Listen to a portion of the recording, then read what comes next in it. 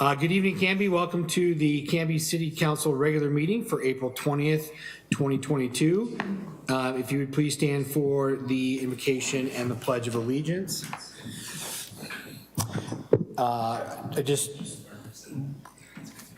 For those that don't know, and over the week on Easter Sunday, we had a family here in Canby lost their 1-year-old child. And so I just want to take a moment and just lift that family up. I want to lift up our first responders. That we had a number of Canby police officers and Canby firefighters that responded, and those kinds of situations are always heart-wrenching and heartbreaking. And so I just ask that our community just rally around this family in this time and keep our first responders in mind as well, as they have the unfortunate job of responding to tragedies like this at this time. We are a great community doing great things, and it's because we have great people in doing some of the most challenging work. So I'll just take a moment, please, and just a moment of silence just to keep those, that family and our first responders in your thoughts.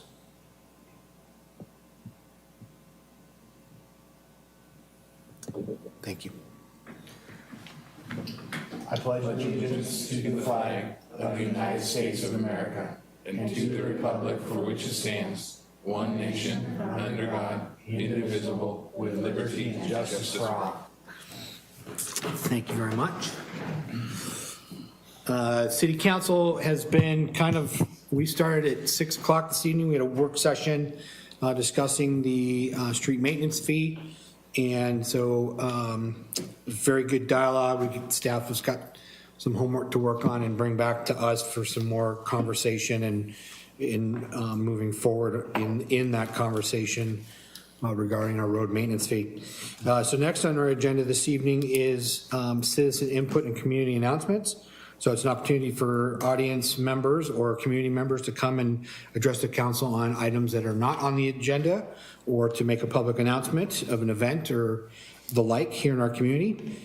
Each person will be given 3 minutes to speak, and then staff and city council will make every effort to respond to comments and questions that are brought up in that time. And I don't think we have anybody that's written in or zooming in. Okay.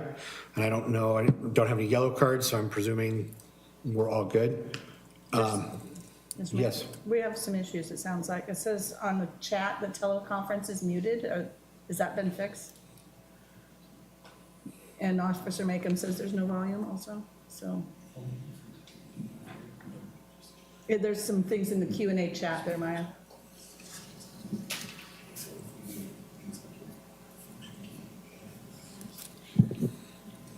Can they hear?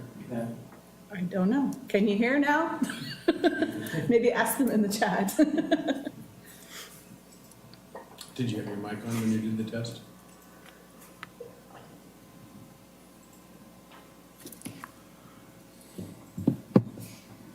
I love technical difficulties. See, we can't have a meeting without them, can we?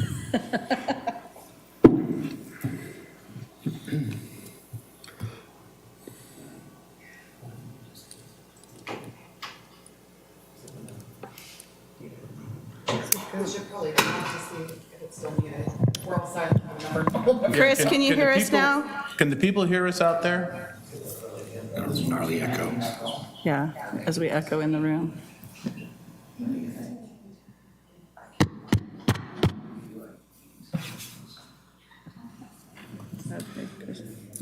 Okay, Chris says he can hear us now. Can you hear us? My computer got volume. This one. Can you still hear us? It says you're muted. Chris is like, we can hear you now. Yes, we can hear you now. Okay. All good, yeah. Okay, we're getting lots of Okay, messages in the great. chat. We're good now. Great. Now that we've got that figured out.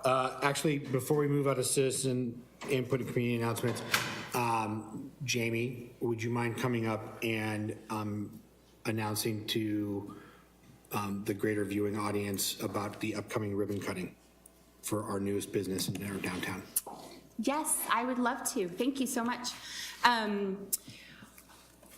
Tin and Paisley, which is a women's boutique that specializes in clothing and accessories, and I think they even have some homewares. When I was in there, I think that there were like mugs or those kinds of things where, you know, camping is best. That one I wouldn't personally buy, but some really great stuff. They opened downtown in the Holly Mall, so right next to King's Farm to Table. I believe they're at 243 Northwest 2nd Avenue. The owner, Angela Walker, is going to be hosting a ribbon cutting event on Thursday, May 4th at 5:30 p.m. As you all, or as most of you know, I guess now that we're back into ribbon cuttings and being able to gather, the Chamber of Commerce hosts the ribbon cuttings in town, and then the mayor and council, city staff will attend. Usually many of the chamber board members or all of the chamber board members attend, and then citizens as well. And so the reason that the May 4th date was chosen was because that is First Thursday downtown. May 5th. May 4th is the next city council meeting, so tune in. May 5th is when the Thursday, May 5th, and it was in conjunction with First Thursday. So Angela Walker, the owner of Tin and Paisley, wanted to, she already participated in April's First Thursday, wanted to jump right in and really be able to maximize that night, that event, and I think it's going to be a ton of fun. So all are invited, and if you haven't stopped by, you know, go to Tin and Paisley downtown, 243 Northwest 2nd Avenue. Great. Thank you, Jamie. Thank you. And thank you for letting me put you on the spot so quickly. Absolutely. All right. We will move into our public hearing this evening. Right now, so we have a public hearing for a noise variance request from the Oregon Department of Transportation. So I will read through, let's see, a noise variance request from the Oregon Department of Transportation. Sorry, What's going on? it's muted again. We have somebody from Odot on here, that's okay, it's probably important. Yes, we do. Can you unmute it and then mute your computer microphone or your computer volume? Maybe unmute it, but turn the volume down instead of muting. That would- Well, if she unmutes the Zoom.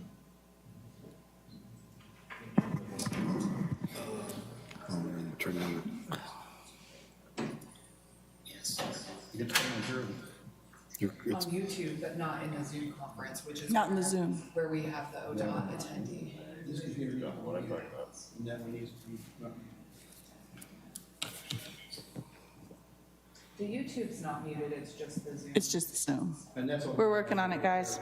So this one has your meter, you get the echo here. But when she does that, it mutes the Zoom. Should. But if you look up there. So unmute that one. Can you unmute that one up there? Oh, are you using TViewer on that?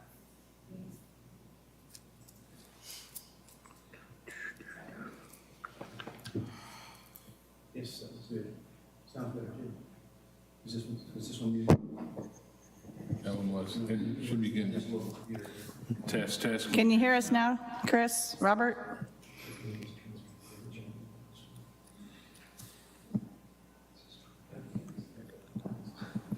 Okay, they can hear us now, they said.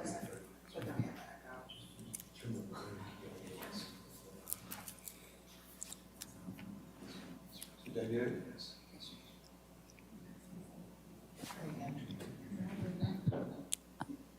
Did that do it? Can you hear us now? Still have We still have an echo.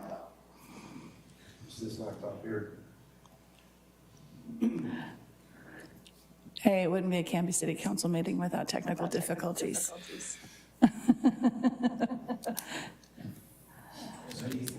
Zoom. Are you on Zoom too? Yeah, but I'm muted. You are muted. Yeah, that way I can see the chat. She's on the Zoom. She's on the YouTube. She's on the Zoom. I'm on the Zoom link, but I have it muted. I always have the Zoom link on so we can see the chat and the participants. Where's my space? Where's my space? do a Google. If I do a Google. If I do a Google.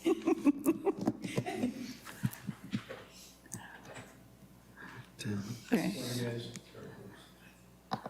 Please hold.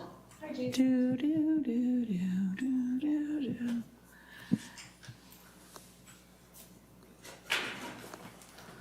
We're not making fun of you, Chris. We're trying to get rid of the echo in the room and have you guys still hear us. I have some term essays that you guys all like to grade one. All related. What's the essay on? Political party. Yeah. Okay, is the echo gone? The echo's gone. Can you guys still hear us? Okay. These are the late ones. Okay, thank you, Canby, for bearing with us here. I think that we've got this sorted out. So, we're going to start this again with our public hearing. Our public hearing this evening is regarding a noise variance request from the Oregon Department of Transportation. It is expected to be 12 work days between October 25th of 2022 and April 25th of 2023.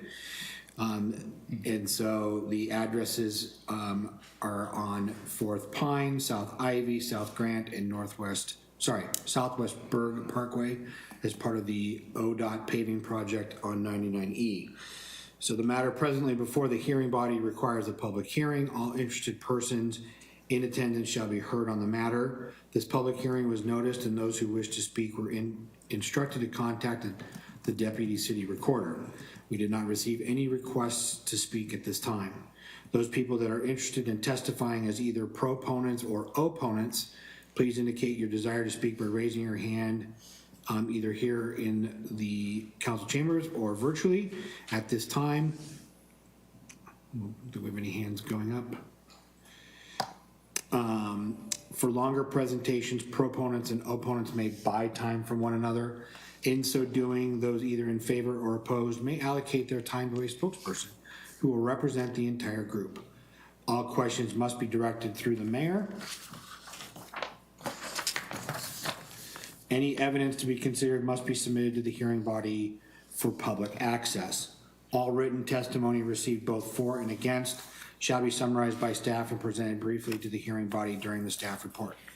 The public hearing will be conducted as followed. We'll get the staff report, then questions of any by the hearing body or staff. Then I'll open up the public hearing for testimony. So proponents, so those that are for, will be given 5 minutes to speak. Any opponents will be also given 5 minutes to address the council or the hearing body. I will then close the public hearing. Any further questions by the hearing body and then discussion by the hearing body. A decision shall be made by the hearing body at the close of the hearing, or the matter will be continued to a date certain in the future. This will be the only notice of that date you will receive. Does anyone have any questions about the procedure of the hearing? Pretty boilerplate for us, so great, thank you. We will go into the staff report. Mr. Mayor and Council, as I understand it, Odot came to you, Oregon Department of Transportation came to you for a noise variance request back at the end of 21. This is related to the 99E project that will be done over the course of the next year plus. And they asked for 12 days of noise variances required to change the noise ordinance variance. I think there's a rep from Odot on the Zoom line if you need to ask them any questions, but that's my understanding is just a simple change of some of those dates. Okay, thank you. Any clarifying questions for staff at all on this? Yes, Councilor Spoon? I recall having that conversation, but I recall them saying that they would be giving us some notice of what days it would be. It's not just open-ended, correct? Yeah, it's during a prolonged period of time, but when they know when the work's going to be done, we'll get notice, and so we can notify. Okay. Yeah, that's my understanding as well. Yeah. Okay. All right. Any other questions of staff at all? Okay. Then I will open up the public hearing for testimony. Any proponents on this matter? Have any? And There's a message from Odot in the chat if you want me to read it. Sure. Robert Schiavone, I don't know if I'm saying his name right, I apologize if I butchered your name, wrote, "This project originally bid in December. There was only one contractor who bid on the project, and the bid ended up 30% over the engineer's estimate. After some deliberation, we decided it'd be best to reject the bid and rebid the project." Hence the shift in time frame. Yeah, Perfect. I was just explaining that, I guess. No, but appreciate that explanation because I wasn't sure why it shifted so dramatically, but that helps. Okay.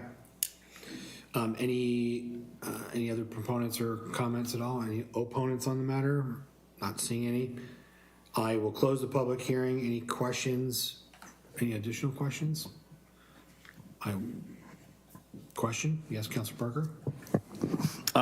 Do we have our ODOT guests available to speak to us, or is it just through the chat? No, I believe we can zoom in, bring him in.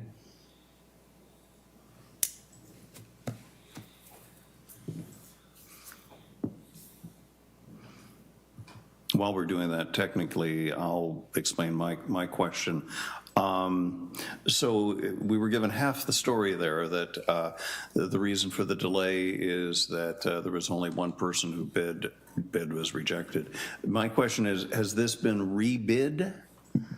Or might we find ourselves back here with still no firm date when this highway is going to be repaired? I would feel better knowing that we've got this locked and loaded instead of depending upon, to be sure, an asphalt market that is unpredictable. Robert, are you there with us? Yes, I am. Currently, You're muted, Robert. no. Jen hasn't. We don't hear you, Robert. Sorry? You're muted, Robert. It's not muted. It's not showing muted, but we don't hear him. Yeah, Okay. I'm Hold not on one muted, second. And You might need Are you- to turn can you his hear me now? microphone. Sometimes if you mute and then unmute on his end, then it works. Here comes Gordon again. Help! Help! Maybe we just need to give Gordon this spot up there. Dias.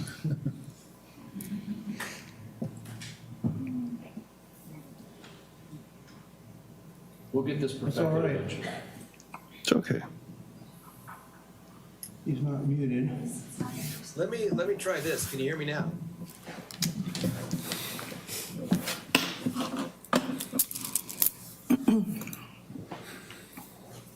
Well, this has nothing to do with the public hearing, so Robert, if you could get a memo to our city administrator explaining the revised timetable and whether there's some certainty that we will in fact have 99 started this year, whether we've got a new contractor or where we are with the bids.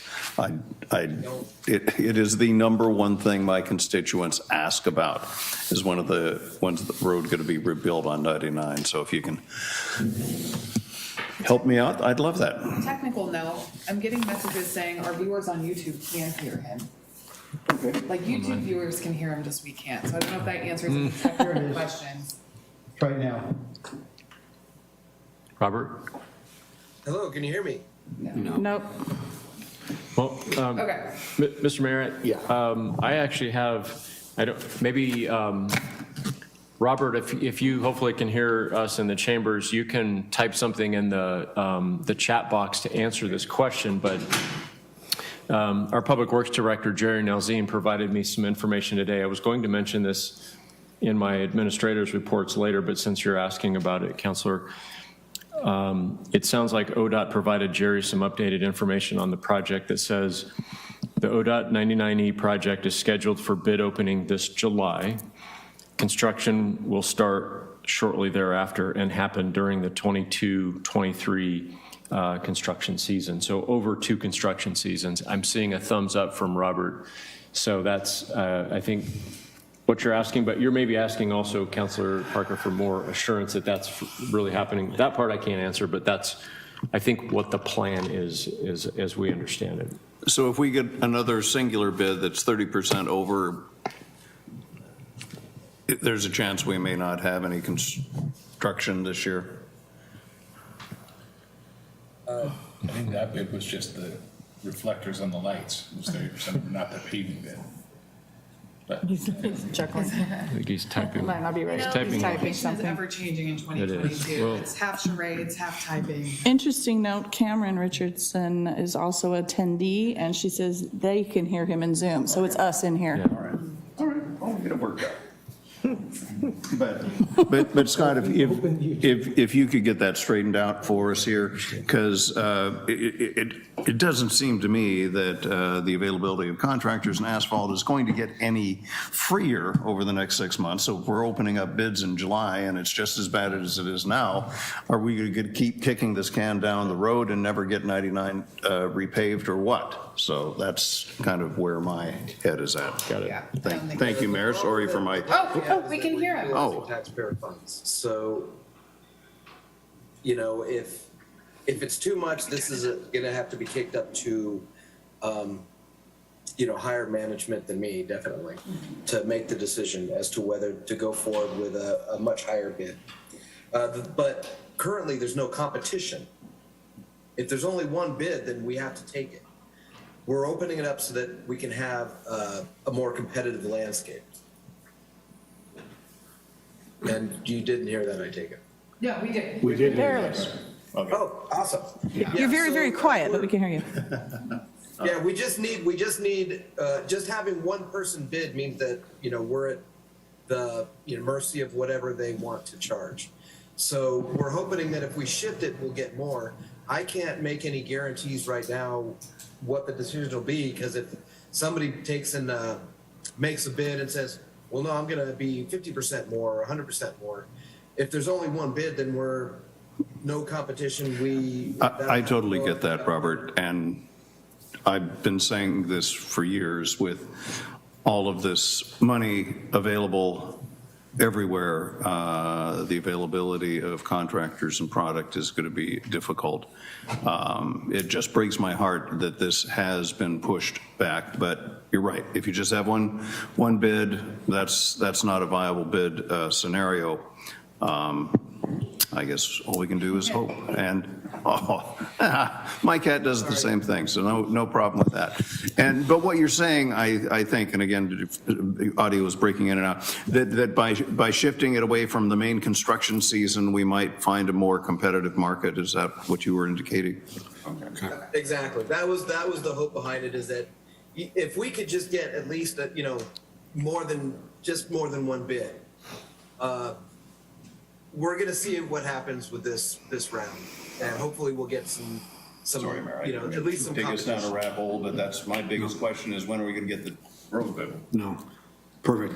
Robert, thank you very much for Sure. being here this evening on this one and And your patience. yeah, and your patience with us on our technical pieces. So we'll go back and rewatch your segment on YouTube later. So thank you, sir. Get to meet Appreciate my it. cat. All right. All right. Any other discussion pieces, thoughts on, questions on the noise variance at all? No. Mr. Mayor, I would move to grant a noise variance to Odot for estimated 12 days of work for installation of reflective backing on existing traffic lights on Oregon 99E and 4th and Pine Street, estimated of 3 days. Oregon 99E and South Ivy Street, estimated of 3 days. Oregon 99E and South Grant, estimated of 3 days, and Oregon 99E at Southwest Bird Parkway, estimated 3 days, for work between October 25th, 2022 and April 25th, 2023. Thank you. A second. Motion's been made by Council President Hensley and seconded by Councilor Varwig to grant a noise variance to ODOT for an estimated 12 days of work for installation of reflective backing on existing traffic lights at Oregon 99E and 4th Pine Street, estimated for 3 days. Oregon 99E and South Ivy Street, estimated for 3 days. Oregon 99E and South Grant Street, estimated at 3 days. Oregon 99E and Southwest Berg Parkway, also estimated at 3 days for work between October 25th, 2022 and April 25th, 2023. Any other discussion, comments? All those in favor? Aye. Anyone opposed? Abstentions? Okay. That carries 5-0. Great, thank you all for that, appreciate it. Next on the agenda is the approval of the consent agenda, which includes the minutes of the February 16th City Council meeting and an amendment to the City Attorney, Assistant City Manager, Administrator Employment Contract. Mr. Mayor, I move to approve the consent agenda that includes the minutes of the February 16th, 2022 City Council regular meeting and the amendment to the City Attorney, Assistant City Administrator Employment Contract. Second. So just for those viewing at home, our last meeting, so we have 3 employees really that the city council kind of, I guess, reviews performance of. It's the city administrator, our city attorney, and then the municipal judge. And so we just did our city attorney's yearly performance appraisal. And so through the conversation and whatnot was agreed upon wage increase for Mr. Lindsay of 4%. And so we amended that, or we will be, if this passes, amending his contract with us currently until the next calendar year. Any comments or questions on the consent agenda? All those in favor? Aye. Anyone opposed? Consent agenda is approved. Next on the agenda is a single ordinance this evening. It's ordinance number 1570, an ordinance amending Canby's Title 16 of the Canby Municipal Code, adding newly created code chapter 16.45 for food cart pods and modifying existing chapters in the title to be consistent with chapter 16.45, first reading. Hello. Hello. Let me please just, Maya, I can't see it up here.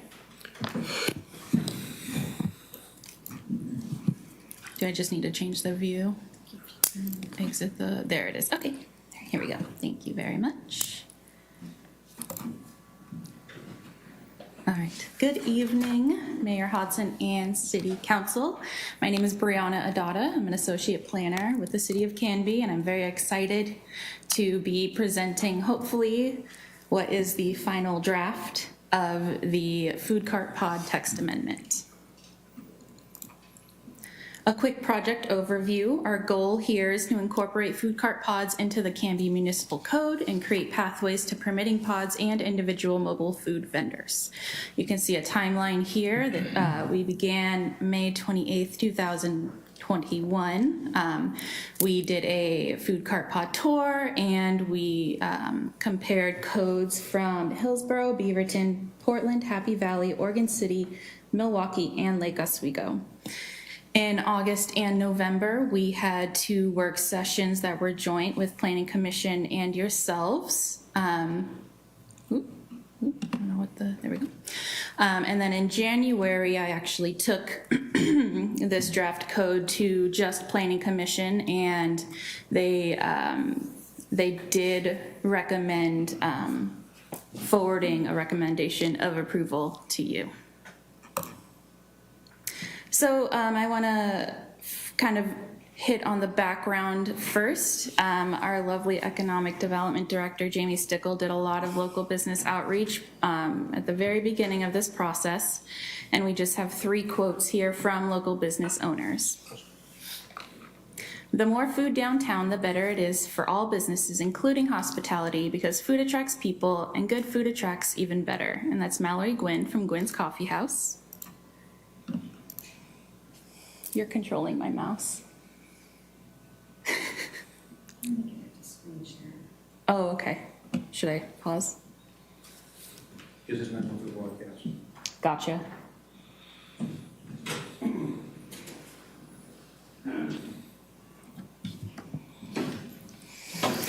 This is still in the pandemic. Sure. I blame COVID. I don't know how to do this. Can I try?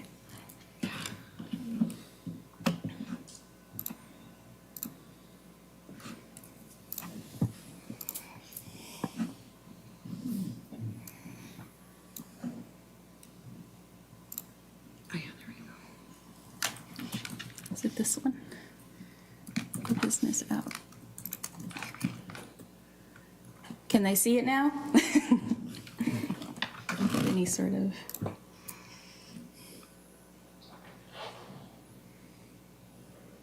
Ah, there. Okay, wonderful.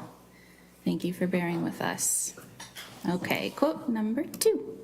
It's another choice. It keeps diners local. I would take local food carts over corporate chains, and I would love to go. And that's Ken Aragati from the Backstop Bar and Grill. Actually just had lunch there today. And last but not least, of course, adding a food cart pod downtown will continue to draw more and varied consumers to downtown, which can only serve to help all downtown businesses in the long term. A rising tide lifts all boats. A food cart pod, if done correctly, will only enhance the desirability of downtown as a destination. And that's Matt Morrissey with Wayward Sandwiches.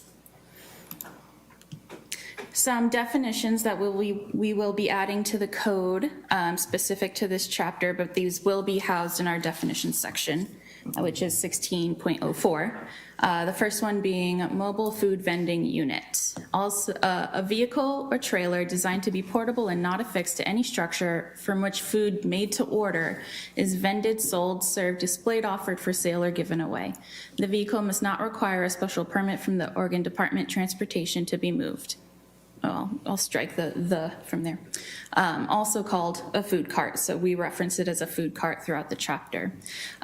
This definition, particularly the made to order piece, did come from Planning Commission input. The question was, should the food primarily be made to order, or will we allow prepackaged food? When it comes down to it, that is kind of a level of detail that will be hard to regulate, but the intent is that the food will be made to order. Second definition adding here, food cart pod, a site containing space for 3 or more food carts and associated amenities under common management on private property. Again, the number 3 was a development from Planning Commission. We didn't want that number to be so high as to kind of space out smaller parcels that this may be, you know, an option for. But we wanted, you know, more than one. We wanted enough to kind of create an environment, create a sense of place. So we came to the number 3. And lastly, hard surface means an area covered in whole or in part with asphalt, concrete, interlocking brick or block, solid stone, wood, or any non-porous material. Here are the sections of the draft code. I am going to be reading everything verbatim. I'm going to be going pretty quickly. You know, I'm happy to always jump back at the end if anyone has questions, clarification.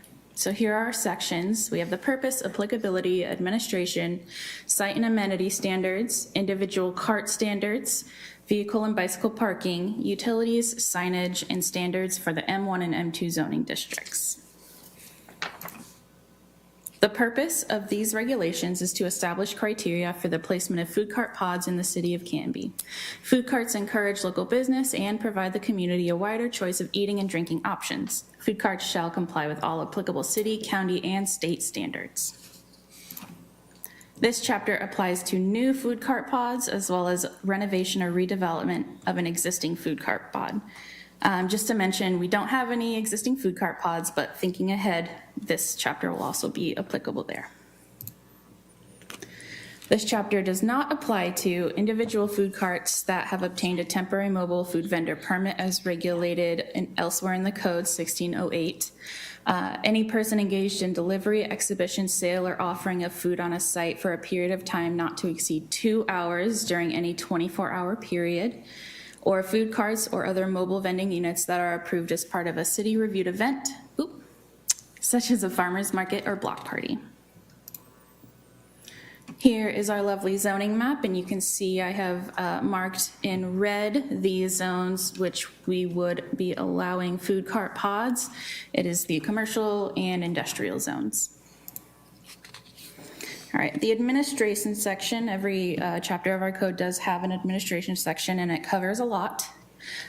So it covers the type of permit required. It's a type 2 process, which requires public notice, and it has a public comment period, but it does not go to Planning Commission. The decision is made at a staff level. A business license will be required. It's a $50 annual renewal after the $100 first time fee. The fee for the actual pod application will be $2,000. That's a one-time pod application review fee, and that covers that type 2 process. Again, that's one time. The only recurring fee the pod owner will be looking at is the $50 annual renewal. Construction and maintenance is covered in this section, the process for appeal, the permit expiration, and circumstances where we can revoke the permit if need be. Okay, now jumping into the meat here. So we're going to start off with our site standards. Food carts and amenities shall be located on a hard surface. Food carts and amenities shall not occupy pedestrian walkways. Pods shall not occupy or obstruct bicycle or vehicle parking required for an existing use. Carts and accessories shall not occupy fire lanes or other emergency vehicle access areas. Setbacks for pods shall be the same as in the zone in which it is located, except when a side or rear yard abuts a residential zoning district. Rear and or side yards abutting residentially zoned property shall have a minimum setback of 20 feet or the minimum setback for the zone, whichever is greater. Carts shall not be located or oriented in a way that requires customers to queue in a driveway or right-of-way. Uses shall not create tripping hazards in circulation areas with items including but not limited to cords, hoses, pipes, cables, or similar materials. Carts shall be separated by a minimum of 6 feet. Food carts shall not be located in the vision clearance area as described in section 1646.020. The pod must have a perimeter with clear entrance and exit points. This can be achieved by using landscaping, fencing, existing buildings, or topography, or a mix of these elements. Fences shall not be chain link with or without slats. Landscaping for pods is as required in the underlying zoning district. Plantings must be installed permanently or located in planters not smaller than 20 gallons. Nursery pots are prohibited. Lighting in accordance with the LZ2 lighting district is required as regulated in 1643. Okay, and now we're jumping to amenity standards. So those site standards are kind of the minimum standards for kind of any site that we want to see. Here we're focusing more on the amenity standards that will give the customer experience. All pods which provide seating for customers shall have restrooms available during operating hours. Restrooms must have hand washing facilities with hot and cold running water, soap and paper towels or air dryers in an interior space. Restrooms shall be screened from view of the public right-of-way and abutting residentially zoned properties. All food carts and consumer amenities within a food cart pod shall be served by a 5-foot minimum hard surface walkway. Waste and recycling receptacles shall be provided for customer and business waste. Receptacles shall be screened from view from the right-of-way and abutting residentially zoned properties and serviceable by the applicable waste hauler. Storage structures accessory to food carts shall be less than 120 square feet in size and no greater than 15 feet in height. Storage structures shall be set back to a minimum of 20 feet from public rights-of-way. Structures used to provide shelter to customers may not be tensile structures such as tents or canopies unless they are fully framed with no movable parts. Tensile structures which require stake and rope support are prohibited. Permanent structures must meet the dimensional standards of the underlying zone. Weather protection elements must be immovable by patrons. If individual table umbrellas are utilized, they must be permanently affixed. Screening elements may include landscaping, fencing, existing buildings, topography, or a mix of these elements. Fence shall not be chain link with or without slats. And lighting for the pod shall follow 1643 outdoor lighting standards. We include that in the site requirements as well as the amenity requirements, because site requirements, that kind of focuses on the minimum standard of lighting to be, a safe area. Here, we're focusing on also the design, so we just wanted to cover both aspects. jumping into individual cart design standards. So you can see we kind of broke it down into three sections of standards, and now we're on to the third one, individual carts. Food carts shall enclose or screen from view from the right-of-way and abutting residentially zoned properties all accessory items not used by customers, including but not limited to tanks, barrels, grills, smokers, or other accessory items. If present, the wheels and tongues must remain on the food cart. Wheels must remain inflated. Food carts shall be kept in good repair and maintained in a safe and clean condition. If present, carts shall not have missing siding or roofing. Food carts shall not be longer than 26 feet measured from wall to wall, and carts shall not exceed 15 feet in length. In height, excuse me. Food carts shall obtain and keep current a City of Canby business license. Food carts shall maintain all required licenses by the local agencies, including food handlers' carts from Clackamas County Health, Housing, and Human Services. If provided, cart awnings shall have 7 feet of clearance between the ground and awning for safe pedestrian circulation. So those are all of our design standards. Now we are into section 035, which is parking. The dimensional standards refer back to our parking chapter, so we're keeping it short and sweet and specific here to food cart pods. You can see our standards proposed are 1.5 spaces for the CR and C2 and CM zones. Downtown commercial, from feedback from you as well as Planning Commission, we won't have any parking requirements in the downtown commercial C1 zone. And then in the M1 and M2 zones, we have 1 space per cart. And we also have a provision for the M1 and M2 zone properties within the Pioneer Industrial Park specifically. They are eligible for a 10% or 5-space reduction in required parking, whichever is less. To qualify, the applicant must quantitatively show there's existing unutilized parking on the parcel.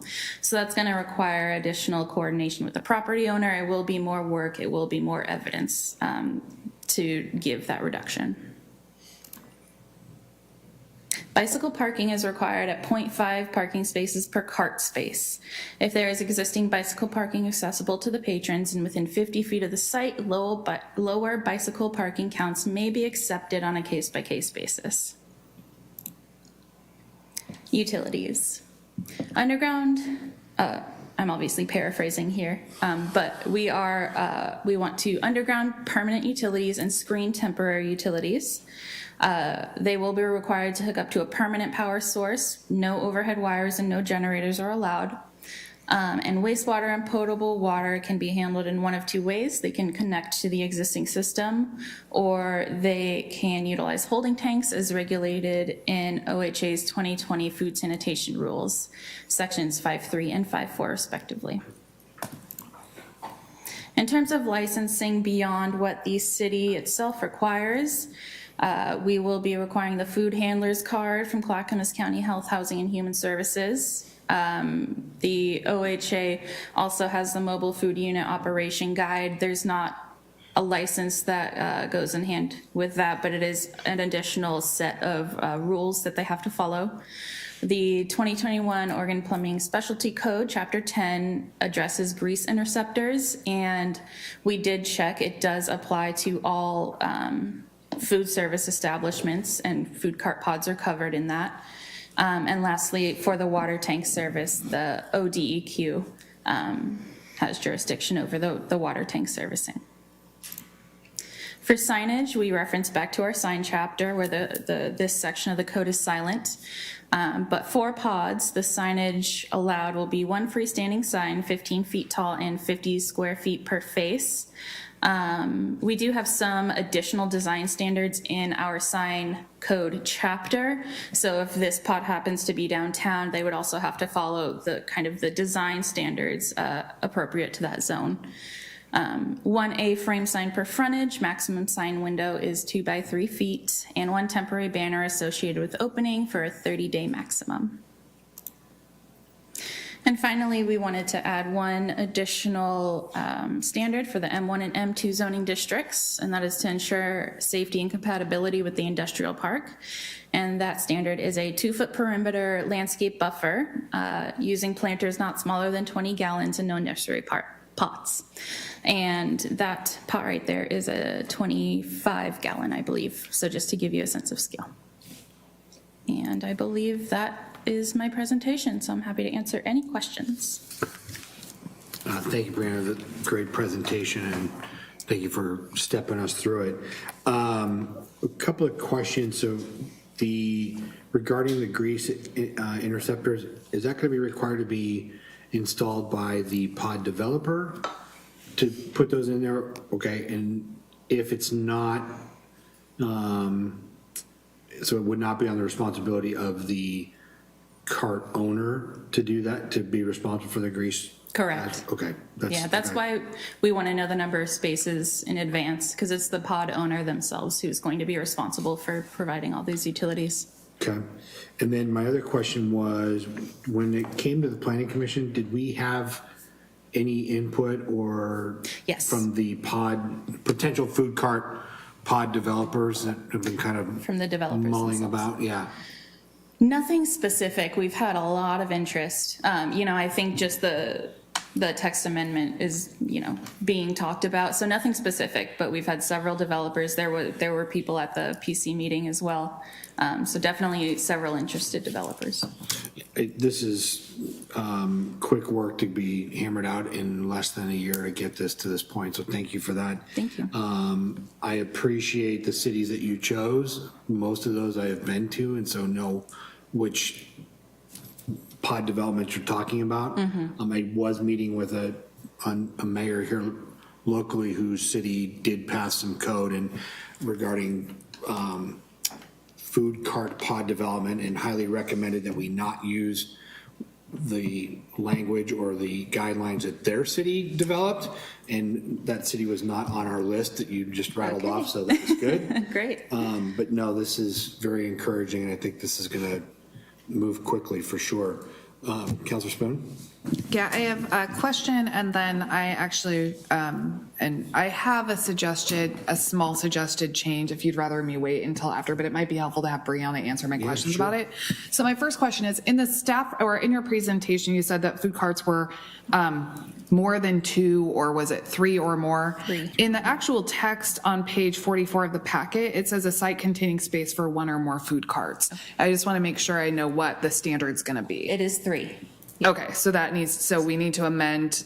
Was that in the staff report or in the? I'm looking at 16.04.221.1 food cart pod, and it says a site containing space for 1 or more food carts and associated amenities under common management. So the intent is for that to say 3 or more. Okay, so we need to make an amendment to that when we vote.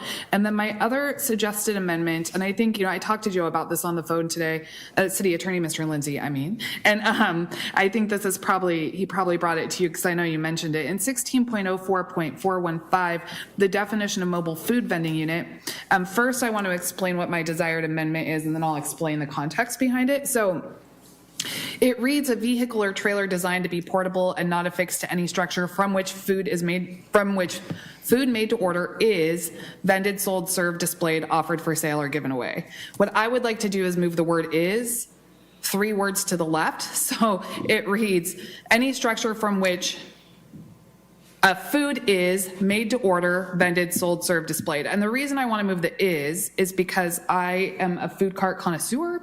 And what you'll see is a lot of food carts, specifically dessert food carts, they don't make the food to order. They pre-make all the food and then they only serve the food. And I want to make sure that we allow for any type of food vendor that does not make food on site, but uses the food cart as the distribution of it, they would be precluded from this because they don't make food to order. And there are a lot of types of food where the food is not made to order. It's made prior, sometimes in a different location, but just not made to order. And I just don't want to exclude bakery style food carts because I think they round out a food cart pod in times, but also if they're there, I want them to be beholden to the same regulations as everyone else. And so I think if we just move the is 3 words to the left, we resolve that. And then the food can be made to order, but it also might not be made to order if they're like a cupcake food cart or whatever, if that makes sense to everyone. That sounds So the current language you're saying does not. Right allow for now, in order to be in the food cart pod, you have to make food to order. Okay. And I think there are a That's lot what I of, heard was Yeah. made to order right there. right, and there are a lot of food carts that don't make food to order that often make, and another example is oftentimes if you have like a Italian one that does pizza or lasagna, they will actually pre-make those and then just serve them. The food's not made to order. And I just want to make sure that because of the plurality of styles of food that we are inclusive of those. Brianna, thoughts on that, or?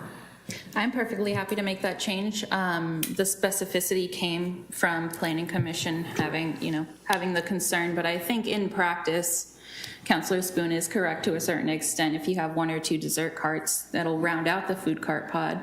And it is also, again, these pods are kind of, self-regulating. If someone has pre-made food that's not up to snuff, they're not gonna last, so. Can I ask, just so I respect the agency of the Planning Commission, what was the concern about requiring food made? Is it so that there wouldn't be like pre-packaged food, like no one's? Sandwiches, yeah. Okay. Convenience store kind of level, take to go, I think was the vision. I see. I think That's interesting. I don't see those in food cart pods, so I think it self-regulates. But I guess if I had to choose between concerns, I would rather be inclusive of people that pre-cook the food. Because I think that. Because you're not going to bake a cheesecake right there on the spot. No, exactly. That's exactly. You're not going to make a dozen cupcakes. You're not going to say, someone orders a cupcake, I'll have that ready for you in 24 minutes, depending on our elevation. Like, that's not how food carts work. So I think if I have to choose between the two concerns, my suspicion would be the pod would self-regulate and convenience style would just not even, they wouldn't even be allowed in. The management's not going to. Yeah. So what was the First Amendment that you would? That on the definition of food cart pod, the text that we are given in the packet says 1 or more, but the intent was for it to be 3 or more. And I'm sure there was just discussion about it in it. I just want to make sure that the text is correct. Yeah. So that would be 2 amendments to text. Otherwise, I love everything you did, and I appreciate the work that Planning Commission put into doing all of the hard work for us so that we can swoop in and do an approval. I know that there was extensive discussion about it, and I know that they really worked hard to hammer out what would be appropriate for our community, and I appreciate your work and their work. Thank you very much. Yeah, when they start to come together, they're going to be, because I was talking with one of the businesses that's looking at doing this, and what they've got laid out and envisioned is going to be really attractive on when it pops in. Did you have a comment, Councilor Banks? Yeah. Maybe. Here we go, yes. I had a few questions, and also I would just echo, I think some places do try to ramp up production right before the lunch hour. If they're in the industrial park and they know that this business starts at 11, they might start making food right before that. Certainly a lot of other places do. So I would also support your amendment there. Is the fee of $2,000 typical of what other cities are doing? Yeah, it's actually lower than most Okay, jurisdictions. I like that. And are pod sizes typical as well? Yeah. Okay, and then finally, what is a nursery pod? I wrote pod. Nursery pod is just kind of that thin No, it is black. Little plastic. Oh, plastic, okay. Yeah, just that thin black with the little lip. Okay. Yeah, We don't want that. we don't want that. No. The idea is to have them repot in a more, Correct. Terracotta, for example. Yeah, Something something. That's all I had. Thank you. pleasing to the eye. more aesthetically Aesthetically appealing. appealing. Yeah, to the point about the $2,000 piece, I think that is really minimal. Because the one mayor I was talking to, they're hitting the developer for full SDC hit, which that was their big thing was, if you're gonna do it, don't do that. It'll be, that's basically saying we just put language together, but we really don't have really any intent of moving forward with having that come into our community. And so I think, Right. I think us going on the low side here definitely gets some skin in the game and also puts this much more feasible than hitting somebody with full SDCs. Yeah, So, we hope so. Perfect. Yes. My question again regarding the 2,000 would be, does that cover our costs associated with the type 2 process? Because I know in the past we've gotten ourselves in situations where we say, we want to have this fee, we don't want it to be too much. Sure. But it also, it doesn't recuperate our costs. So do we at least with that 2,000, we recuperate our costs? I believe so. It would be maybe 10, 15 hours of staff time plus whatever it costs to notice, to sort of mail the notice. I haven't calculated it out, but I would say so. Okay, Yeah. thank you. Councilor Parker? Yeah, Councilor Varwig expressed my concern as well, that with all of our enterprises, I would like to be able to get to a point of full cost recovery. And so I would like planning department to be tracking this, and if the hours turn out to be greater, then let us know. I like the fact that we're starting in at a competitive rate, but again, I want us to get full cost recovery on the services that we provide. So that's my policy statement on it. I don't want us to spend $1,000 to find out if it takes that much money or not. I don't want the metrics to be so burdensome.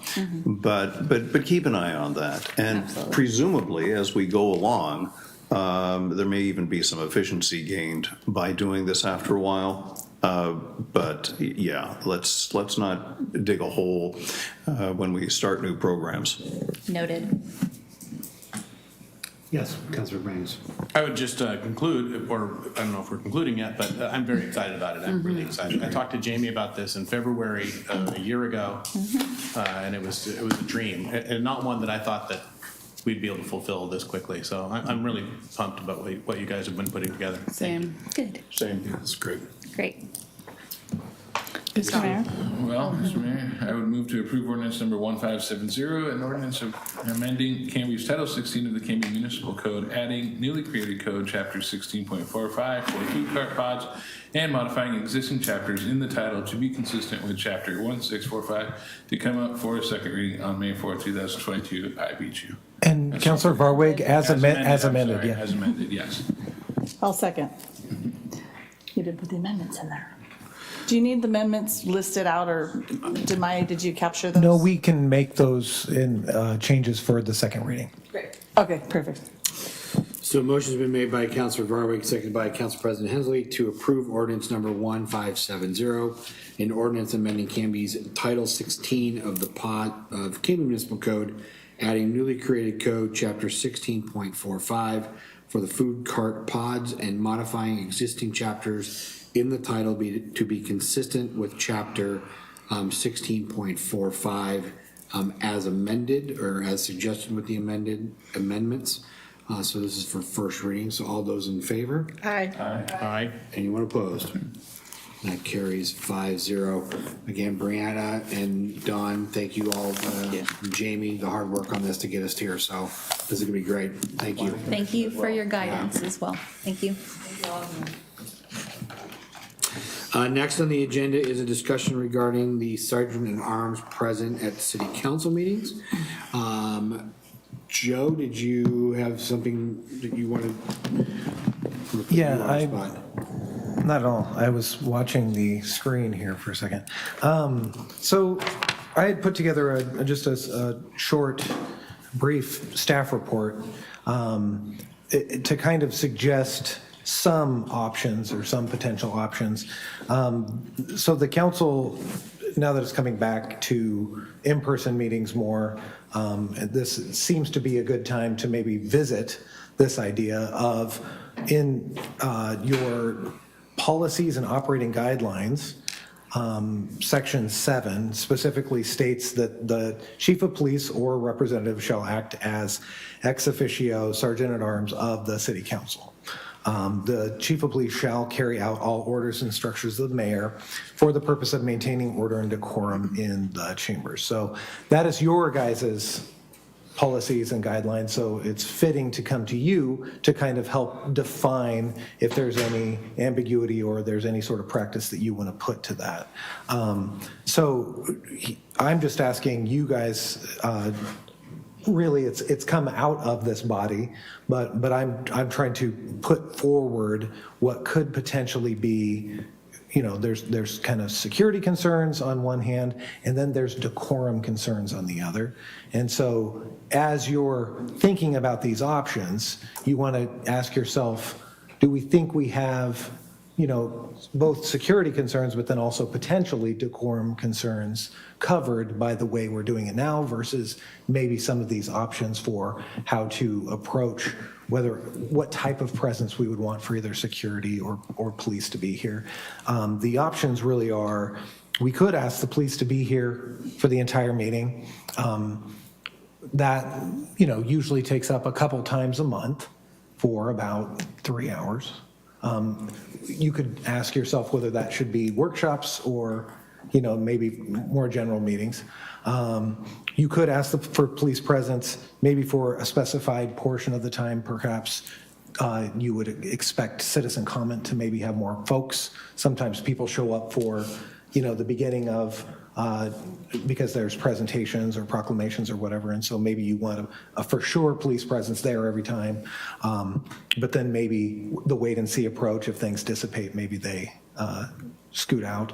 Another one would be maybe have us always know exactly who's on duty, and then of those people, designate one to really stay close by and be on speed dial so that they could come right in. And then the other potential is, I've spoken with our court bailiff, who we hire at far less than we hire our officers at his hourly rate, and his willingness to come in and just serve in each meeting. And he seemed to be of the notion that he would be willing to entertain that for sure, and he thought his schedule was pretty open. He sometimes volunteers throughout the year, bless you, working the clock for high school girls basketball games, I believe. So he didn't know if that would jam up his schedule, but otherwise he seemed to be all for it. So that's a fourth option that you might want. We use him in our court every time court meets. So. Yeah, so currently, Joe, and for those viewing and here, that a lot of so language says shall versus may, correct? Okay. Wanted to make that distinction. Well, it says shall serve as. That means the onus is on them if you have direction of decorum or direction of safety. Sure. They ostensibly have to react, hopefully in close in time. Based on council direction. Correct. Okay. So how we've been doing it for the time being, most of the time, is when we have anticipated a exuberant crowd for various things. We've made a phone call to have either someone here or someone with a tighter radius around City Hall for those said situations. And so I think what's been asked recently was something on more of a regular basis, I think was the initial thought. And so I guess, so that's kind of where we've been. And so where do we want to go in terms of an officer of some way, shape, or form being here for all the time as Joe laid out, or what does that look like? So I lay it at the hands of, or the feet of the council here to discuss. Well, we punted this from the last meeting because Councilor Spoon wasn't able to be here, so we held this conversation for her, so maybe she should lead it. Sure, absolutely. I don't know that I need to lead it, but I appreciate that you. I appreciate you. Yes, lead us in. I appreciate you. I think it is an important conversation. It's nice to have all of us here to have it. My thoughts are, I don't know, maybe because not all of us have been included in the conversation about how consistent having a presence is, depending on how we can even anticipate any level of, robust conversation or challenging conversation. I don't like the idea in general as a safety measure of discussing the exact moments of safety in public. This is when we're going to have security here. Sure. This is when we're not going to have security here, right? Like, I don't think that's necessarily best practice either, but as a public body, we have an obligation to have the conversation in public. So I guess my thought is, I actually, I would need more information. I think we all would. I don't object to having a bailiff at least part of the time or something, if that's less expensive than a police officer. I don't object to having a police officer present for a whole meeting. I object to saying we're only going to have a police officer here for this specific part of a meeting, because I think that's just bad security practice to say this is exactly when someone's going to be present, otherwise they're not here. I also don't object to having it be sporadic or just undefined, that they maybe swoop in a few times a meeting and you don't know when that's going to happen. Like, I think that there are all sorts of potential solutions. I think that having someone nearby for security purposes is good practice for any public event. But the only thing I object to is number 2, right? Just saying this is exactly when they're going to be here. I think everything else is potentially workable, and I'm just interested in kind of what the rest of the body thinks should be our practice. And and for me, part of it was having some consistency between our operating guidelines and then our actual practice, and kind of sorting out what the objective was and what the goal was for the council. Okay. Councilor Farley? Yeah, just a couple of thoughts that went through my mind were, obviously we have officers on duty, at all times. And so would it be possible to have whoever is on duty or one of the officers on duty just plan on attending our council meetings? They're already on the clock. And if they're not on a call, maybe they could stop by. The only hard part for that would be if there was a call and we had a situation here, which one takes what takes priority. So that's kind of my half-baked thought here, thinking it out. But I think that, maybe in a sporadic way, to have whoever's on duty or one of them, and maybe take turns, whoever's on duty on Wednesdays, stopping in our council meetings just to have a presence. It's nice to have their presence anyways. And it's good for our community to see them being involved with council as well. So that would kind of be my first suggestion, is maybe just have one of whoever is on duty, stop in and come hang out with us.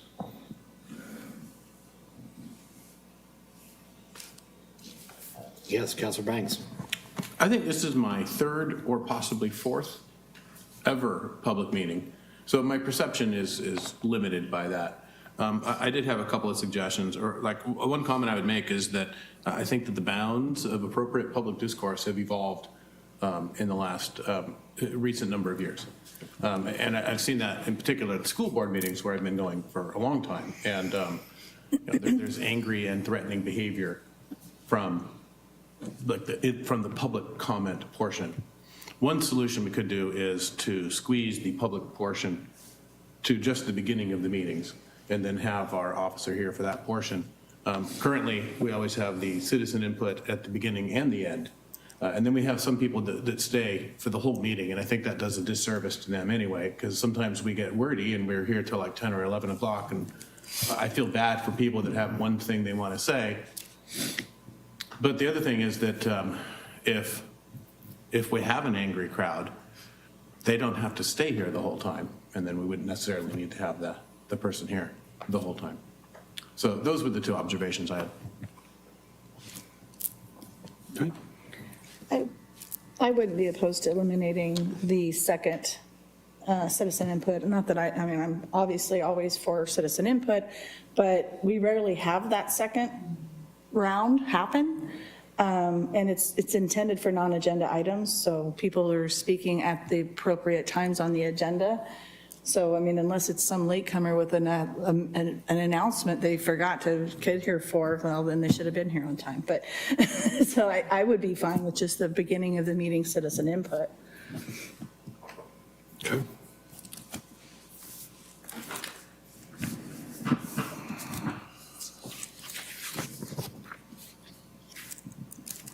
Councilor Parker.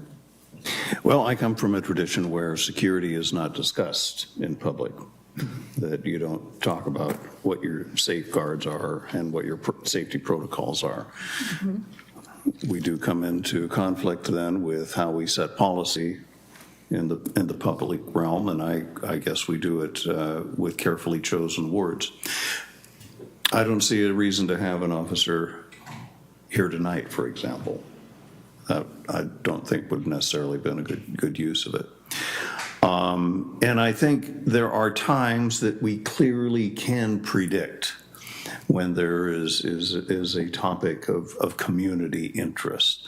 And an officer should be here for no other reason than crowd control and just a authoritative presence.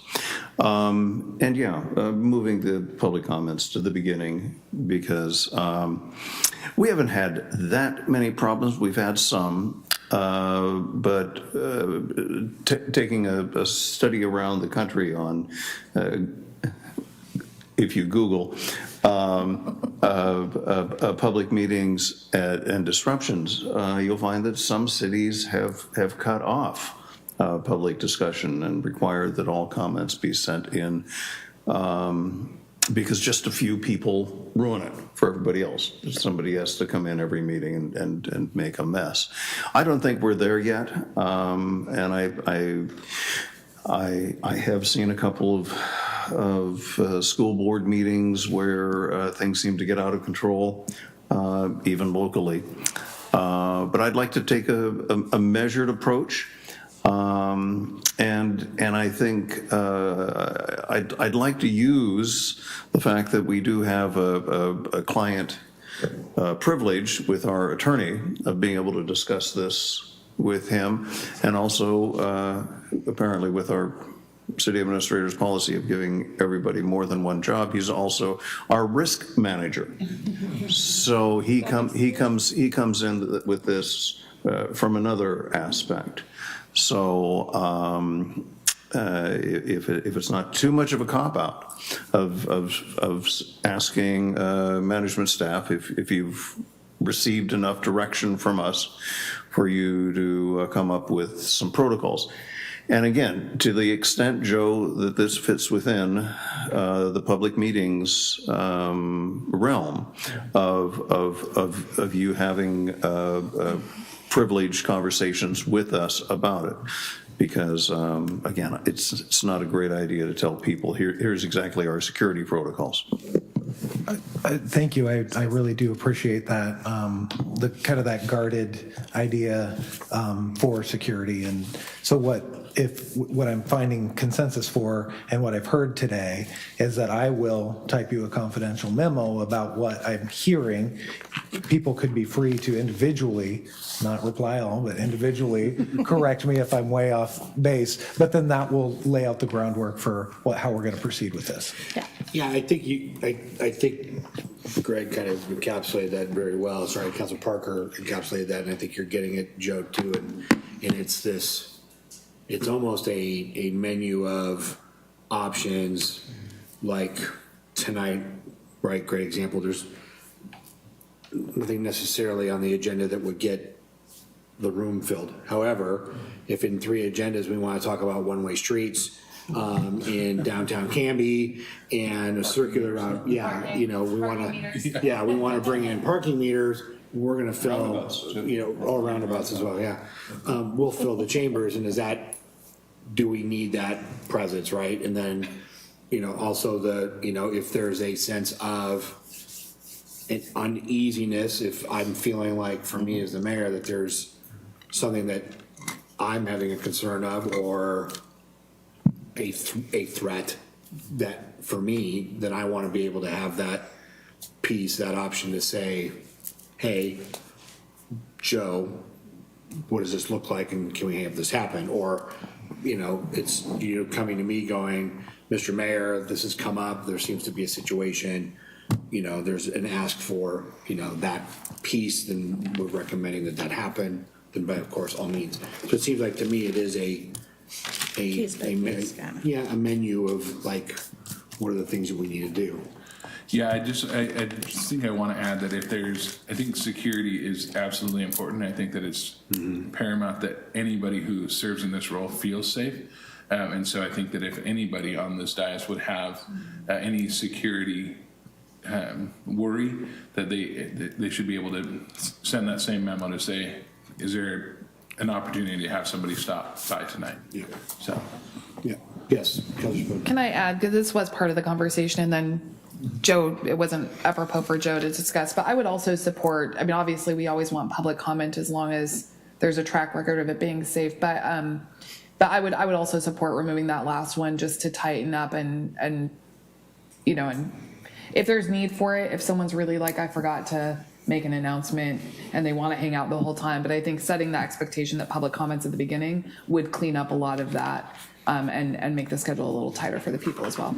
Well, maybe, and that's where maybe Scott and I and Maya or Melissa can work on that front verbiage of, again, that's really for non-agenda items, but if let's say we're having a conversation about street maintenance fee, and, say someone's in the crowd like Jason Patton. Oh, and he is wants- a second time speaker. So if we limit it, like say, hey, if you're wanting or Put think his you name want on to the comment agenda. on an agenda item, fill out the yellow card. Worst case scenario is we get to the yellow card and he goes, nope, you guys covered what I was going to say. I don't have any questions. I have any comment. Then we move past it versus waiting until the end to go, oh, I do have a thought in that piece, so that we can work on rewording that. See what happens when you come into our meetings, Jason. Councilor Parker? Is he actually here to speak at the second citizen comment? Because I will I don't correct have that a if that's the yellow case. Okay. That's usually your move, so. Okay, 2 points. Yes, on the eliminating the second one, you still, as presiding officer, Brian, have the authority to recognize any member of the public if they come in. So if Irene wasn't able to make it here to talk about a POW day, of course, we would allow her to do that. And to restate Councilor Varwig's comments, this isn't something that needs a majority or a plurality. Any one individual counselor or staff that has a sense of need for security to funnel it through the presiding officer, who will contact Joe. That this takes a voice of one to trigger this. Yeah. No, I agree. It doesn't need a plurality to say, well, I don't think it's that serious. Well, that's not. And staff too. And yeah, that's not my call to make if it's serious or not, if it's a personal feeling piece. Okay. Chris, sorry. I just have a question. So we have citizen comment at the beginning for items not on the agenda. Couldn't we put all citizen comment at the beginning? Is it because we have an inability to remember what people said from like 7:30 till, say, for example, 9? Or why does it have to be broken up that way? Because if we could do all the citizen comment at the beginning, even on items on the agenda, then we would have, I think, foreseeably solve 2 problems. One is, I could answer a little bit, and I heard Councilor Parker say it, is that there is certain types of citizen comment that is particularly legally significant, like during public meetings, because they get standing if they actually testify when it opens up as a proponent or opponent. So those are the only. Public hearing, yeah. Yeah. For sure. No, Yeah. hearing is required, absolutely. Yeah. I still think though that if it's an agenda item, the person who signed up to speak may have their questions answered by the presentation and will then subsequently just withdraw their comments, or something else might pop in their mind and make another note, and they might have made a different comment. So I think if it's on the agenda, they should speak at the time of the item on the agenda. No, it's a good question. Yeah. Sometimes it's that tribal knowledge piece that just kind of keeps carrying forward. And it's like, well, why do we do that? And so I think it's a valid question to ask that, like, why not all the crux of the piece? I think what I've noticed too is by doing it with the subject matter, it just keeps it all in that vein of that conversation. And so, that's just my. Well, it prevents staff from having to answer a question. It would prevent staff from having to answer a question that might be coming up in the staff report and having to answer it twice. It could actually make a meeting. But when we have people speak on agenda items, we typically have them speak before anything else. We don't really, staff doesn't have an opportunity we usually have them speak before the report, don't we? Usually we call the agenda item and we usually do staff report and then agenda, okay. All right. It's been a minute since we've had.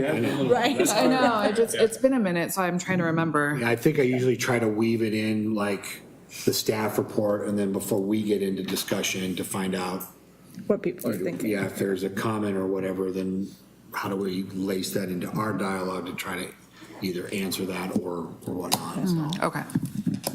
To Counselor Parker's point, I think, maybe it was Counselor Spohn, I think, like it was Counselor Parker, said you have the prerogative to address or recognize anybody later in the meeting. Sure. Like Irene, if she came late or something. I think removing it from the latter part of the agenda just kind of sets the expectation, though. Yeah. Okay. I will work with staff to liven up the agenda a little bit. Okay. Any other comments or dialogue on our new business conversation? Do we need anything other than what we've kind of said, Joe, to kind of create a menu kind of option? Is there any other direction or input that we want from staff on this? I think we're good. Okay, great. Then we'll move into mayor's business and follow that up with council comments and whatnot. Just a couple of quick things. So at the Clackamas County Coordinating Committee meeting at the beginning of the month, we had a housing panel with Clackamas County Housing Services, and it was a really good conversation, a lot of conversation about with the Metro housing bond that passed, how does that impact Clackamas County, and then what money that they've been using in Clackamas County, is that able to then trickle towards areas that are not in Metro like Canby? And so there was a lot of conversation about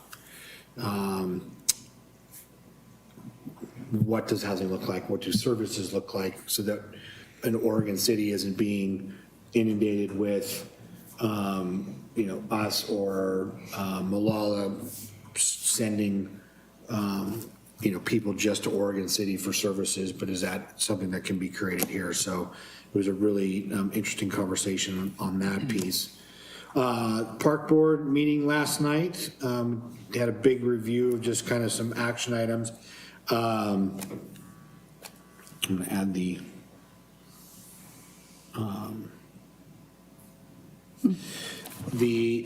so working on some trail signage for the logging trail, just kind of some safety trail measures, kinds of signage like, keep your dog on a leash, bike riders when you're passing, pass on the left, let people know you're passing. So pieces like that. We got an update on the park master plan. Scott, are you going to cover that in your notes, or do you want me to? If you want to do that, feel free. Okay. Mayor. Yeah. So we had initially looked at seeing or having the ability to do a joint meeting with the Parks Board on the first meeting in May. It does not look like the company will have the draft quite ready to go for us and the Parks Board. So we're shifting it to the second meeting in May for that. And so and much like you've requested, as did the Park Board, to make sure that we get that rough draft well in advance, because that will be a very heady document with lots of pages to read and whatnot. So it's still being worked on. It will be a draft version that comes to us. So we'll have plenty of time, and that will probably be the only thing on the agenda for that city council meeting will be that conversation. The May 18th meeting. That, yes. Are you talking about in a work session environment or in work session? It'll probably be on a council Wednesday evening. So, and my reason talking about it with Scott was if we started at 6 o'clock, it's not going to, an hour and a half is not going to be enough time to go through it and digest it as the two boards. So I was going to propose a earlier start time for a city council meeting, and then just have that be a bulk of the meeting to do that Parks Master Plan review. Okay. And then all like what we're doing now, all of our items can come after or not at all. I was sorry. Yes. Would it make more sense to just cancel the council meeting that night and have a work session so that we can get more robust input from the Parks Board than in a council meeting environment? Or do you feel like that will do the job? I'm not sure how you're envisioning it. I just want to make sure that right now, in terms of execution, I haven't gotten that far with Scott. Okay. To me, I was kind of more envisioning it just setting up tables and chairs in and around like, Yeah. not us up here in the Parks Board down there, but just all of us, middle of the council chambers, going through it together, kind of get the presentation from green space, and then going through all the different pieces of the master plan. Room for outside, for visitors too, though? Then- Much like the Yeah. Traverso meeting was, maybe? Yeah. Then I would say if it works and then there's not anything necessary for that agenda night, I would support canceling the council meeting and doing it more in a work session environment, just for the nature of conversation and the way that input can be a little different in a work session. So if I'm just throwing that out there as an idea, I would support that if that works. However, we don't take public comment in a work session. We do not. And that, so, and to that point though, which is not a bad idea on Sarah's point, because we don't take input, and it's really not input time, because it's us getting the draft for the bodies to kind of tweak it, hash over it, for them then to go back and finish it, and then we would do a public comment period before we accept. Maybe we could even do a public meeting when it's done, so that much like when we were doing the splash pad meeting and Matilda was here, we kind of had a public meeting and people could, I don't know if that's better. I just want to make sure that when we have the presentation, we aren't limiting the park board's conversation because of the council meeting environment and the way input happens there. Just, yeah. Councilor Parker, you had a thought? Well, another inflection point Yeah. to maybe help you figure out how to piece this in. So on the 18th, we're going to have a meeting of some sort with the Parks Committee and a presentation by our consultant.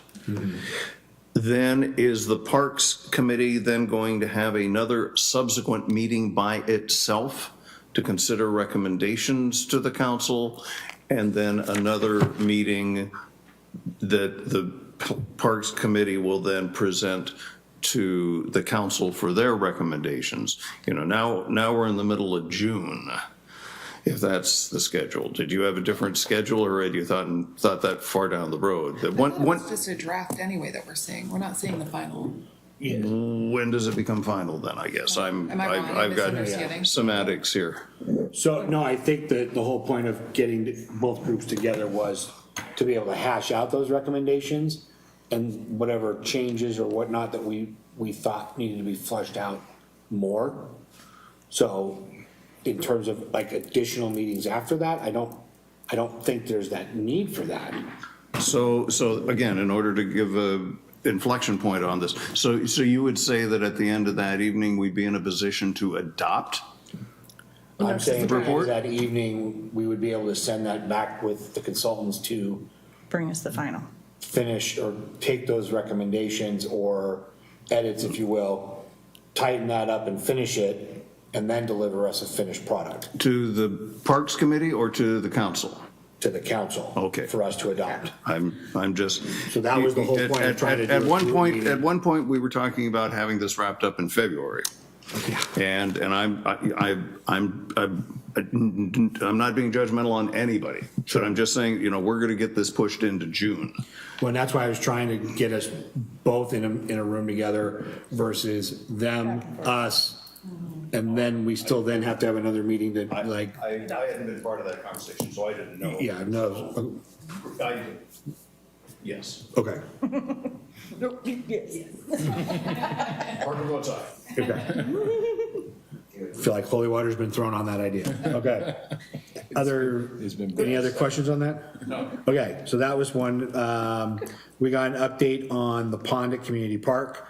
So they will be starting the second wave of treatment to Community Park Pond of eliminating the algae growth in there. So that'll be occurring here this spring. Bathroom development and planning is moving forward, so they're working on that. We got an update on the tree removal, so they're out right now at the Canby Adult Center, so they're finishing up the trees there, and they will begin stump grinding everything that's been cut down here within the week, and my understanding is that they should be done here by the end of the month or the first week of May. The Pickleball Court is coming along. We just looked at some welcome signage for the pickleball court, the sealant. Jerry thinks is going to be able to go on here in May in time for a ribbon cutting, I think the beginning of June, I think is what they're looking at timeline-wise. So when I know more on that, I will let you know. And then finally, on May 5th is the Canby Prayer Breakfast it'll be at Cuts First Thriftway. So anyone that's interested in attending that, so that'll be happening at 7 in the morning on the 5th. Breakfast, Danishes, coffee, and whatnot will be occurring. That concludes my items. We'll start with Councilor Spoon for hers. Thank you, Mr. Mayor. Just a couple of things. Bridging Culture Summer Gatherings are coming back this year. So the first one will be May 21st from 11:30 to 1:30 at Locust Street Park. And everyone in the community is welcome. They have incredible food, and you can engage with your community. And then they are typically about every 2 Saturdays. They have a couple of days that they're going to be at different park locations in Locust Street Park, but you can find out on their Facebook page if you are interested in joining. Also coming back on May 21st is the Bike Rodeo. Yay, I loved those when I was a kid. That will also be May 21st from 10 to 12 at Night Elementary. So start your day at the Bike Rodeo and then move on over to Locust Street Park for some lunch. Council President Hensley and I both attended the neighboring landowner meeting on regarding the Traverso property, and I think Councilor Parker was watching on Zoom. I'm not sure if anyone else was. I couldn't see the Zoom feed. But I just wanted to take a second to thank everyone that attended that meeting. It was so nice to hear from the adjacent landowners, hear their concerns. I really appreciated staff was listening so well, and I think that some real progress was made in understanding. But I also want to give a special thanks to a couple of families talked to me afterward and told me a little bit more about their personal land story and their relationship with the land and kind of the history there. And I just think that the opportunity to listen is really powerful. And so I just wanted to thank everyone that come. It's a challenging conversation. And I think the first step is just to engage and listen. So I appreciate everyone that came. And then Councilor Bangs, Mayor Hodson, and I attended a diversity, equity, and inclusion seminar last night with John Powell from the director of the Othering and Belonging Institute on targeted universalism and equity in our region. And it was a really great conversation that I think the three of us kind of talked a little bit afterwards about a powerful new way to approach equity and disparity in our communities. And I'm just grateful that that opportunity existed for us to go, and that some of us were able to attend. They didn't have tickets for everyone, or I'm sure more people would have, but it was a really powerful conversation. I'm looking forward to having more robust discussion about how we can implement some of those concepts here in our community. I know we talked briefly about maybe having a task force or a special, some special consideration for that in our community. I really appreciated that conversation. So. Yeah, that was I meet with Scott every Tuesday, and so I know. Quick change. Scott and I meet every Tuesday, and sometimes our conversation starts with me in the car because of coming from Beaverton. But I think I spent most of the drive talking about seeing this gentleman, John Powell, speak, and it was the kind of that added piece of belonging to the conversation, and expanding on how that is probably the bigger component to the equity and inclusion piece. And so he didn't speak for very long, but it was very impactful and lots of nuggets of conversation. So yeah, it was very good. So thank you, Sarah. That was good. Councilor Parker. Nothing tonight, thank you. Okay. Councilor Hensley. Thank you, Mr. Mayor. You already covered C4, so the Traffic Safety Commission, they're working on a couple of things, the parking situation on 2nd and 3rd South Side. That's still a work in progress. And actually, if I could ask about the business license situation over there, where are we standing with that? Joe? I didn't look super or most contemporaneously, but I will say this, that for a time they were operating without one, and so we sent code enforcement over there to kind of cajole them / potentially give them a violation. So I'll have to double check on that answer. But it was one of those where I think it was taking a little bit more to try to get folks' attention. Because I think what was happening is the people who work in that office weren't any decision makers. And so I think they weren't reaching out to their bosses or the bigger owners of the company to try to take it a little more seriously. So Okay. And I apologize for not giving you a heads up and just putting you on the spotlight. oh no, that's okay. But I do know that it got to a point where we didn't re-up their business license because we wanted them to demonstrate that they had enough on-site parking. Right. And then I believe out of that also came some cooperation in terms of maybe reaching out to the funeral home. So I think it did get their attention and whatnot, but I just don't know where it specifically stands, and I don't want to give you an answer that I don't actually know at this moment. And I didn't want to name the business, but I'll gladly share after. I don't want to throw it out there on TV right now. And so thank you for that, Joe. Yeah. And then also, and I don't know if Scott's received them yet or not, but there's letters coming your way for requests to Odot. So regarding things of line 99, specifically signage that used to exist, and actually Officer Makeham concurred that it did used to exist, specifically at McDonald's where there were right turn and then they remodeled McDonald's and now that right turn only sign's not there anymore. Yeah. So they'll be regarding that, and then also the funky lights. So they're just going to make a request to you to maybe have that conversation with Odot. So Yeah, I haven't received it yet, but we've had that conversation. Yeah, so that's coming. So they're working on those things. And then also, yes, I did attend the park meeting regarding the Traverso property, and I want to reiterate Councilor Spoon's sentiments to the families that came. I knew there were issues, but to hear the personal stories and the actual things that are going on in those people's properties is just incredibly sad that they're having to deal with this now, and I can imagine their fear for what could happen in the future. So it was nice to actually connect with those folks and hear what their concerns are, and I hope they'll do their assigned homework in sending that email and getting more specific bullet pointed items.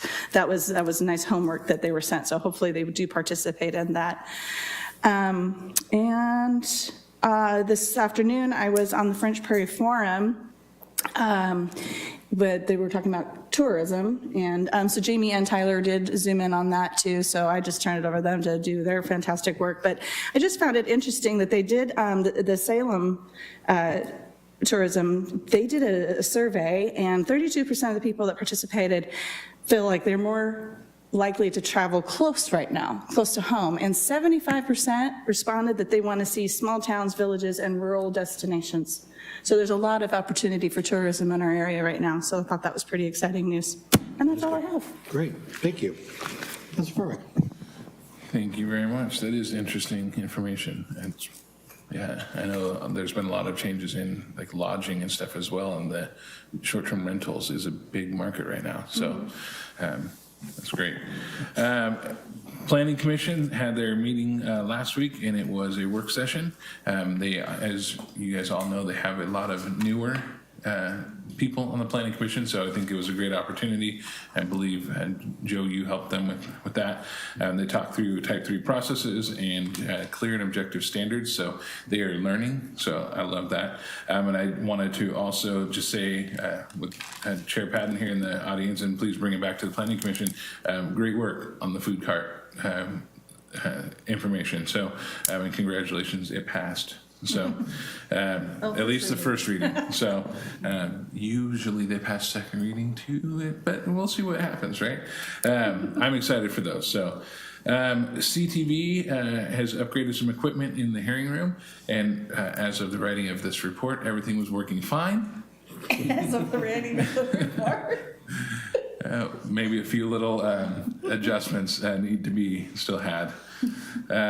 But they also have asked for me to announce that they are they're upgrading some stuff at the high school, and they need crew, producers, and camera operators. They're going to be doing a lot with the basketball and football this year. So please, if you are interested in learning how to run a camera and help out with CTV for the football games, the mayor and I had a chance to help them out one time. They didn't invite us back. We'll just say that. So they need good crew. And then Fire Board meets next week, so I don't have a report. We will be here next week, so I will have to follow up with them after their meeting next week. That is all I have. Great, thank you. Councilor Banks. Thank you. I have a very brief report. The library committee met yesterday, but I didn't attend. I got bogged down at work. Thankfully, Mr. Lindsay, I believe did attend, so I don't know if you have any comments about whatever happened there. There was some question, and I know you were privy to this, about when we changed our ordinance and we took out the idea of the library director being the secretary. It turns out that indeed our library was created under a very specific ordinance, which specifically calls for the library director to be the secretary. So I apologized because I didn't catch that. And the idea was, I think, a little bit more that they felt like that was somehow brought in without their input. And so I made sure and listened again about, how it was that seemed like it got kind of snuck in. And my explanation, and I believe this is how it occurred, was that when we were opening up, and as we do with any ordinance, we were opening it up at their behest for the voting member of the high school, that didn't seem to be in parity with the rest of our commissions and boards. And so we said, why is this here, right? And it got set in front of you that, yeah, maybe we need to do what all the other boards are doing. Well, it turns out that the state library system has a very particular statute. That actually is supreme to us, and so we never lawfully changed that anyway. So now staff knows that they have to make sure and take those notes still. But after that explanation, and then after sitting through and saying this wasn't anything nefarious, it was kind of an actual mistake on my part, that they were happy to hear that, and I think they were happier to hear that you guys are responsive and don't want to do anything necessarily behind their back, and so just kind of mend that fence, and they're happy to hear it and happy to move forward. So I had a good follow-up chat with Kathleen Myron today about it as well, so that's my report. Will we need to do a different vote on that? They are also going to potentially be looking, they're currently continuing to look at a few other OARs and things. And so they want to be able to make some recommendations as a board to you as a whole before we do reopen that. But the law as it sits is the Oregon state law, and our library director is still the secretary. The only other library stuff is we do have 2 applicants for a vacancy, which we've had pending for some months now. And we will interview on May 2nd. We actually can't appoint one of the applicants. The library board has to have 6 people who live in the city limits and 2 who live outside the city limits. And we've got that outside the city limits portion fulfilled already. So the Canby School Board met about a week and a half ago, and I did attend that one, and I don't actually have a report. It wasn't like report worthy. We are in the last 2 months now of school, and looking forward to concluding what has been the longest 2 years of any of our students or teachers' lives. I think it began in the late 80s or so, these last 2 years, it feels like. And we're going through a bunch of stuff this year, and really especially the last month or two, since we were able to take off our masks, and things are going back to normal. We have our first prom in 2 years this Saturday. And I think that we have a higher percent of kids going than we've seen in like my whole 22 years there. We've had our first wave of colds in 2 years, which is, it's not something that you celebrate really when kids are getting colds, but it's just cold. It feels so normal. And so like it is kind of uplifting in an odd way. So anyway, that's what's going on at the schools.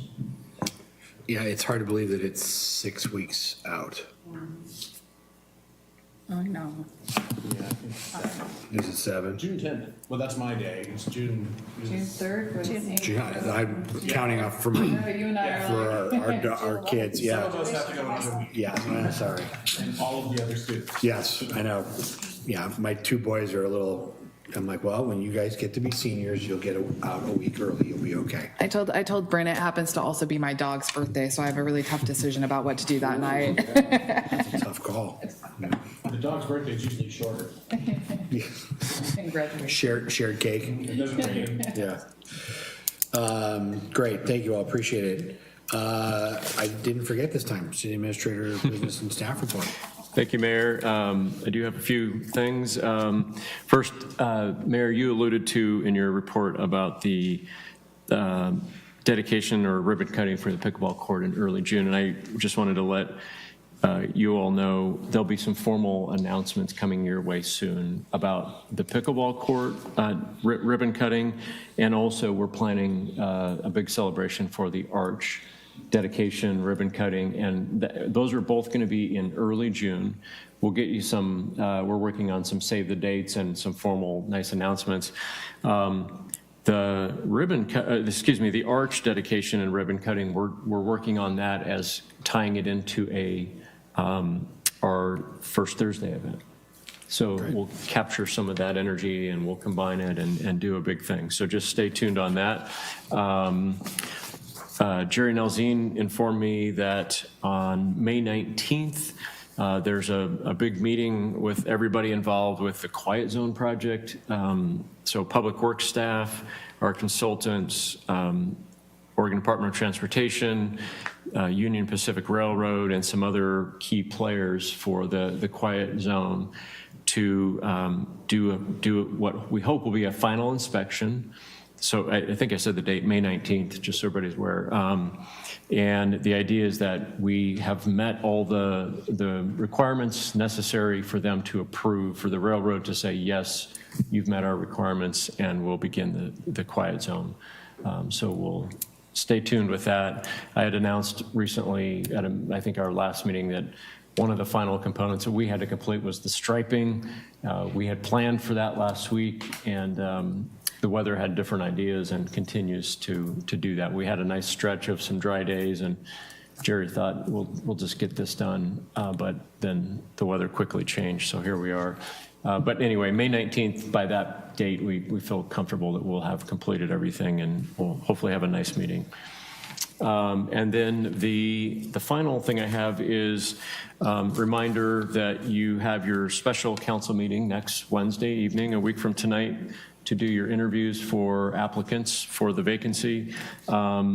We closed, the deadline was today, closed. We have received seven applications, and those were actually sent out to you all late in the day today, so you'll see that if you haven't already. It's on your email, just so you've got that.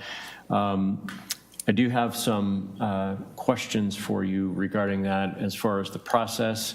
I think what we were planning to do is essentially follow the same process you did with that vacancy that occurred a while back. But so same questions as before. Do we send the questions to the candidates in advance like we did before? Yes. And then the last piece is, do you want to set something up where you specify how much time per candidate so that we have a bit of a limitation on, to know, and it also would help the candidates that we could let them know you'll have X amount of time per interview. And I think where's our 7? 7. Yeah. So if that helps you deciding how much time to allocate. Well, we can do like Lars is doing, and just say, you've got this much time, and I'm gonna shoot up all the questions, and you allot your own time. If you don't get through all the questions, you don't get through all the questions. Did we really, does anyone feel like people took too much time last time? I don't recall feeling like anyone was answering questions for an excessively long time. I don't object to giving a time amount either. But I mean, rather than saying you have 3 minutes for each question or something like that, maybe just each candidate gets this many minutes, and if they want to talk 5 minutes on one question and 4 seconds on the next, that's up to them, is what my point was. 10 minutes? 10 minutes, how many questions are there? 9? 8? Something like that? Whatever, We only landed on 5 or 6. yeah, whatever it was last time, as we heard the direction from you guys last time that we'd bring those questions back, so if that's indeed what you want. Yeah, because I know we dwindled it down quite a bit. I don't think anyone even spoke for 10 minutes last A time. couple so of weeks we ago, wanted when we to- got the questions from Melissa, I thought that there was like 8 or 9. Okay, then that would be, That was the original list before we pared it down, maybe. Actually, that might be about right, yeah. So maybe Yes. resend us the actual pared down list, please? I will certainly Thank you. deliver that message and hope that it happens shortly into the workday tomorrow. I say we just make them prepare all 9 questions and then we ask them 3. It's like, I think you do that in class, right, Chris? Ask them 3 that are not. Ask them all the questions Right. they're supposed to prepare for. There are currently 9 questions to answer my outlook. Right, I'm comfortable with that as long as we ask every candidate the same the same questions. questions. Yeah. Yes. So again, back Send to them all Scott's 9. point, how much time per candidate? Send them all 9? Yeah. Yeah, no, I'm fine with it.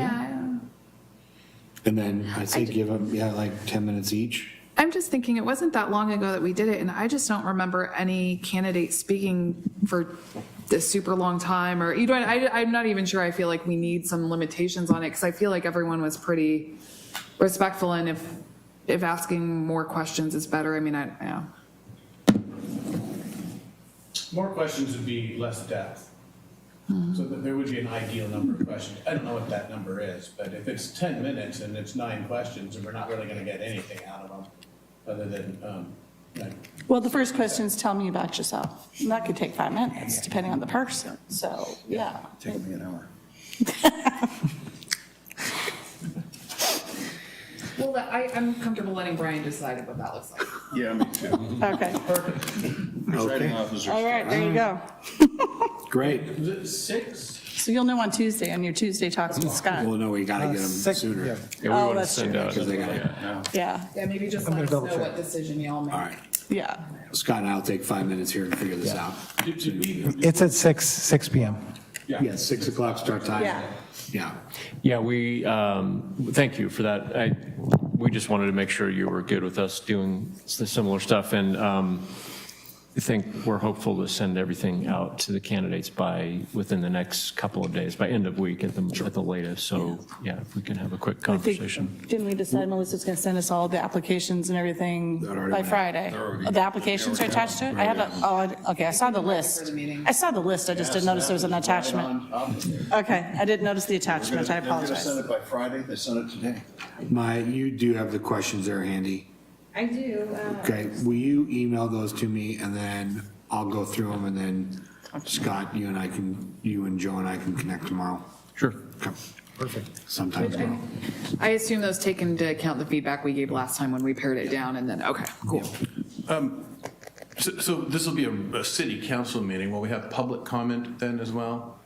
And do we run the risk of having each candidate bring in like 3 of their friends, and then now we have 21 people commenting? I've just never done an in-person. It's technically a special meeting, and you can have whatever We don't agenda have to put it on the the mayor would agenda. like to put on there. You could have no citizen input for a special meeting. If you I don't know, in all the times that we have done I don't think I remember counselor anybody. interviews, I don't recall.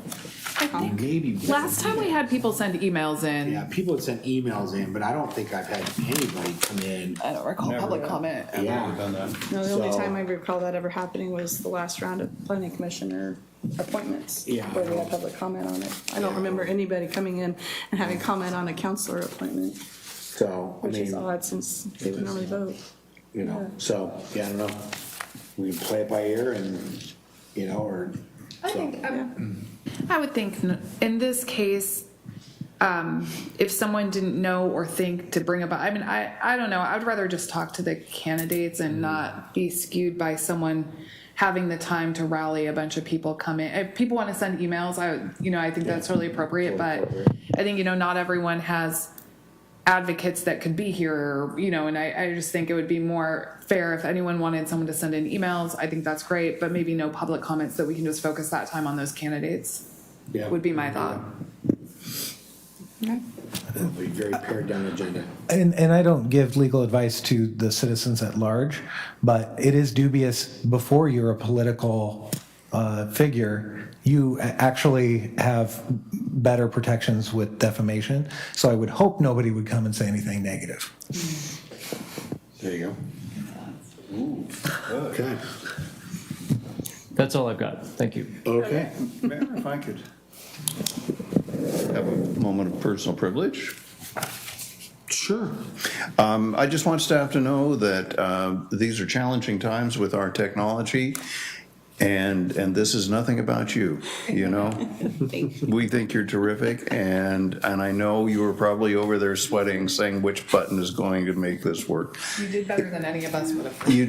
It's fine. This is not on you. We think you're terrific. Okay? Grace under pressure. Good job. That is very appreciated, Counselor. And yeah, just on that note, really quickly, we do, it's a continued work in progress, and we're continuing to refine. In fact, we're having continued conversations about making sure we've got the right equipment and everything, but really appreciate that. It's fine. My goodness, Tracy was on the Zoom, so she was able to see feedback. Yeah. I was on the Zoom. She was on the Zoom. And then I'm going to ask the Google. Google to find the Zoom. Spent time to adjourn this. Can we leave now, Mayor? We need to. They're making fun of me.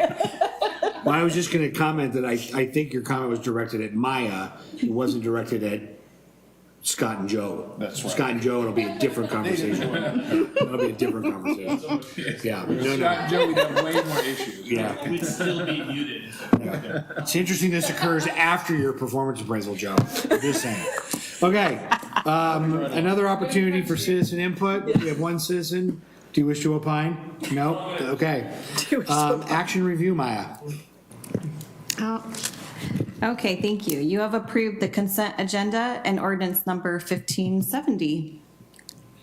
After all that, that's it. We really did a lot Is that all you got? That's all All we did today. Well, much and technically the noise variance. Oh, true. It's okay. Well, then, Mr. Mayor, I move we adjourn. There is a motion on the table to adjourn. Seconded. All those in favor? Aye. Anyone opposed? I'll say nay, just because Jason's here. That guy right up there. Right there. All right, so Canby, thank you. We are adjourned. We will see you next week for council interviews for our open seats. So please join us next week at 6 o'clock. Good night.